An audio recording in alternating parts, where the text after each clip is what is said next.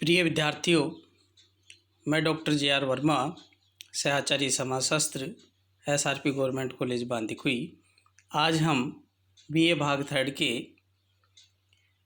Paper second समाजशास्त्रीय शाखाओं का परिचय के महत्वपूर्ण प्रश्न विकास तथा मानवाधिकार पर कुछ विस्तृत चर्चा करेंगे।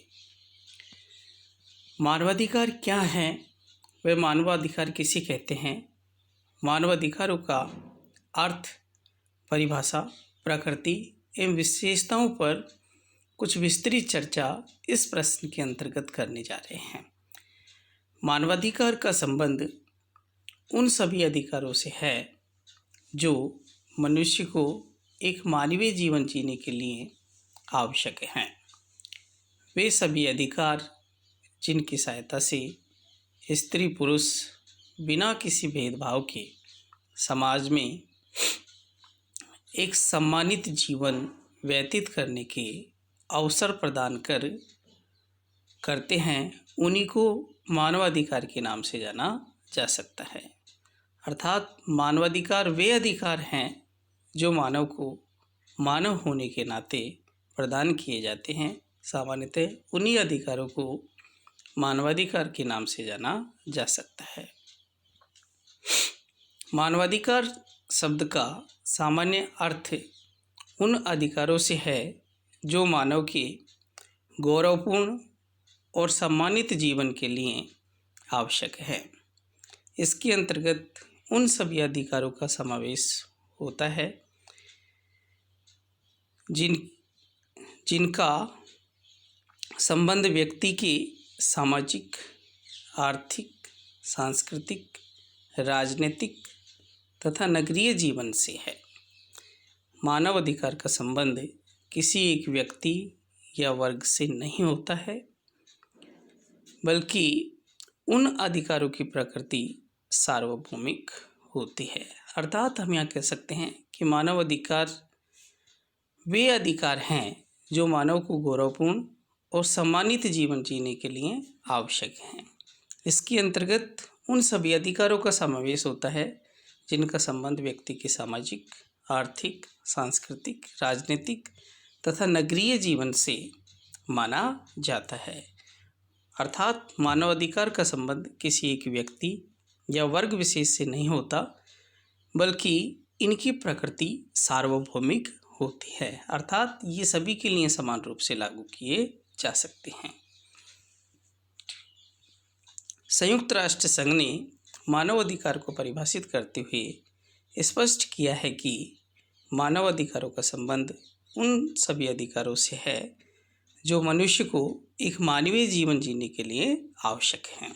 अर्थात मानव अधिकार वे सभी अधिकार हैं जो मनुष्य को मानवीय जीवन जीने के लिए महत्वपूर्ण तथा आवश्यक माने जाते हैं।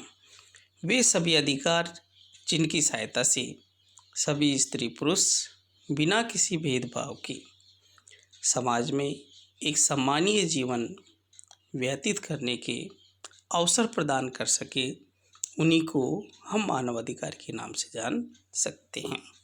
अर्थात मानवाधिकार के अंतर्गत उन सभी अधिकारों को सम्मिलित किया जाता है जो जिनकी सहायता से सभी स्त्री व पुरुष बिना किसी भेदभाव के समाज में एक सम्मानित जीवन व्यतीत करने के अवसर प्रदान करते हैं, उन्हीं को हम मानवाधिकारों के नाम से जानते हैं।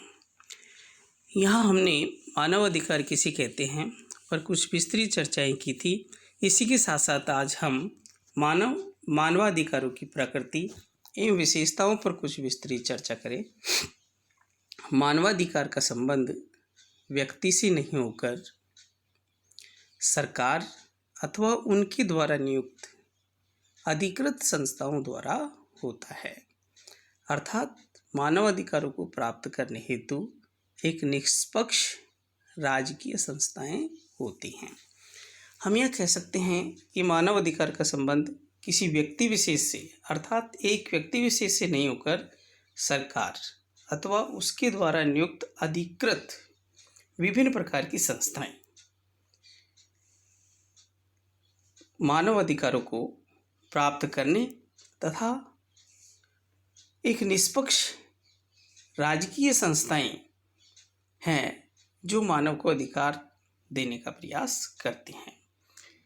दूसरा हम कहें कि मानव अधिकार वे हैं जिनका संरक्षण राज्य द्वारा बनाए गए कानूनों के द्वारा होना आवश्यक है।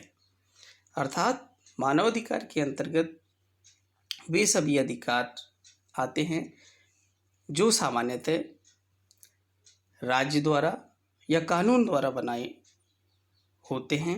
इनका निपटारा स्वतंत्र एवं निष्पक्ष संस्थाओं द्वारा होता है। अर्थात हम यहाँ कह सकते हैं कि मानवाधिकार के अंतर्गत राज्य द्वारा बनाई गई विभिन्न प्रकार की संस्थाएं जिनका निपटारा सामान्यतः स्वतंत्र एवं निष्पक्ष संस्थाओं के द्वारा किया जाता है। तीसरा हम कहें कि इसके अंतर्गत उन सभी अधिकारों को सम्मिलित करते हैं जिन्हें हम मौलिक स्वतंत्रता तथा मानवीय स्वतंत्रता के अंतर्गत सम्मिलित करते हैं। अर्थात विभिन्न प्रकार के मौलिक अधिकार तथा विभिन्न प्रकार की मानवीय स्वतंत्रताओं के अंतर्गत सम्मिलित अधिकारों को मानवाधिकार की श्रेणी के अंतर्गत माना जा सकता है। चौथा हम कहें कि मानवाधिकारों का संबंध विभिन्न व्यक्तियों के बीच स्थापित होने वाले संबंधों की प्रकृति का निर्धारण करने से होता है। अर्थात मानवाधिकारों का संबंध विभिन्न व्यक्तियों तथा व्यक्तियों के बीच स्थापित होने वाले संबंधों की प्रकृति के निर्धारण से लगाया जाता है। आगे हम कहें कि मानवाधिकारों का दायित्व केवल मानवीय अधिकारों के उल्लंघन को रोकना ही नहीं है, बल्कि प्रत्येक व्यक्ति को दूसरे व्यक्तियों द्वारा उनके अधिकारों के उल्लंघन के विरुद्ध भी सुरक्षा देना भी माना जा सकता है। अर्थात मानवाधिकारों के अंतर्गत केवल मानवीय अधिकारों का उल्लंघन को रोकना ही नहीं है, बल्कि अन्य व्यक्तियों को या दूसरे व्यक्तियों को उनके अधिकारों की उल्लंघन के विरुद्ध सुरक्षा देना भी महत्वपूर्ण माना जा सकता है। मानवीय अधिकारों की प्रकृति समय की मांग के अनुसार बदलती रहती है। अर्थात हम यह कहें कि मानवाधिकारों की स्थिति सामान्यतः समय एवं मांग के अनुसार परिवर्तित होती रहती है, अर्थात बदलती रहती है। आज हमने मानवाधिकार किसे कहते हैं, मानवाधिकारों का अर्थ, ये मानवाधिकार परिभाषा, विशेषताएं आदि पर कुछ विस्तृत चर्चाएं की है।